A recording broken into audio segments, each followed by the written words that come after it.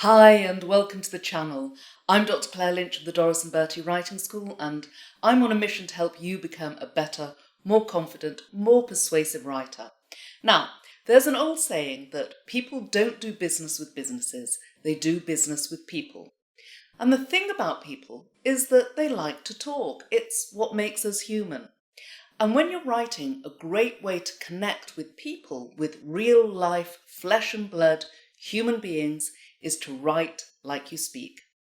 Copywriters like me have always known this, which is why when we're trying to persuade our readers to take action, we always try to make those readers feel like we're talking directly to them. So today, I want to give you 7 practical tips on how you can be a more engaging, persuasive writer by developing a more conversational writing style. So first up, just say what you have to say. When you're having a conversation with a friend, you don't announce what you're about to say before you say it. You just say it, right? But in writing, especially business writing, it can be really tempting to count your words in long-winded preambles, where you call attention to the fact that you're in the act of writing by saying something like, "I am writing to inform you." But you'd never do this in real life. For example, which sounds more conversational, direct, and just plain friendlier? "I'd like to invite you to my birthday party next week," or "come to my party next week." Similarly, "I'm writing to express my regrets that we are unable to attend your party next week." Or, "I'm sorry, but we can't make your party." Similarly, "We wish to congratulate you on your success," or "Congratulations." Here's another. "I hereby inform you of our change of address." Why not just say, "We're moving"? In each of the examples we've just seen, the shorter version was just much more natural and conversational, not to mention sounding warmer and more sincere. Tip 2. Address your reader as you. So here's a real bugbear of mine, where business writers go into super formal, non-conversational mode by talking about their reader, not to them. Let me explain what I mean. When you're buying something in a shop, the assistant doesn't say to you, "Would the customer prefer to pay by cash or credit card?" Unless, of course, he or she is being terribly rude, of course. They'd say, "Would you prefer to pay by cash or credit card?" So for greater impact, take the same approach with your writing. Again, ask yourself, which is more conversational and direct? Clients may download the document from our website, or you can download the document from our website. Likewise, candidates are requested to return a completed application form to us by the 10th of December, or "Please return your completed application form to us by the 10th of December. In other words, when you sit down to write any piece of business document, imagine your reader is standing right in front of you. What would you say to their face?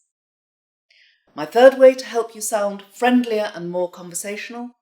Just use contractions. When you speak, you naturally use contractions such as it's, don't, and you'll, for it is, do not, and you will. So unless you're writing an academic thesis, feel free to ignore that old English teacher who told you to always spell them out. Number 4, use short words. I've said it before, and no doubt I will say it again. When it comes to writing, short is definitely sweet. For example, you'd never say to your partner of an evening, "What comestibles should we imbibe for this evening's repast?" You'd simply say, "What shall we have for dinner?" So apply the same approach to your written language and ditch those long, pretentious words that business writers love so much. For example, replace words like facilitation, regarding, and utilize with more common conversational alternatives like help, about, and use. By the way, a big shout out to Nicole, who asked me to blog about the difference between use and utilize. Nicole, I am totally with you. I also cringe when I read the word utilise. Why on earth would you use 3 syllables when you can use 1 to say exactly the same? So, use, not utilise, people. Number 5, use short sentences. Conversational writing, like speech, is governed by the capacity of the average pair of human lungs. So if you find yourself gasping for breath before the end of a sentence, it's too long. And if it's too long for you, it's likely you've tried to cram in too many ideas, and it's going to be too long for your reader. It's going to be far too hard to follow. So see if you can split that sentence up into 2 sentences or more. I've done several videos on how to do this, how to edit sentences so that they're punchier and more powerful. I'll pop some links to them in the text box below. Number 6, and this follows on from my point about short sentences, use short paragraphs. For me, long blocks of text in business writing are the written equivalent of being pinned against a wall and talked at non-stop by someone very boring and very hard to follow. So make your business writing kind to the eye and the brain by breaking it up into short, easily manageable paragraphs. Now, a caveat here, I'm specifically talking about business writing here because different conventions do apply in academic writing.